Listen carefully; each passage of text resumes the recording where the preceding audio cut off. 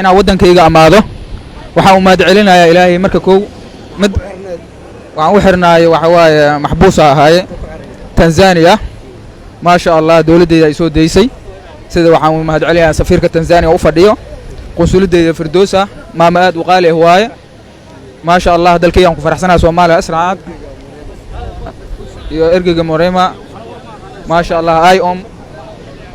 aniga magacay waa Abdullaahi Xaamid Abdulle waxaan ka imid waddanka Tansaaniya waxaan mahad celinayaa Ilaahay mahad celinayaa gaar ahaan dawladda Soomaaliya oo naga soo deysay annagoo dad badan meeshaas si nabadana dalkanaga aan ugu soo laabanay gaar ahaan markii aan u sii dhaana habaryartay Firdowso oo noo diyaashay oo in badan meesha noogu didaali jirtay oo mar walba naga warqabi jirtay aan u mahad celinayaa aadan u mahad celinayaa madaxda Ilaahay raajiyo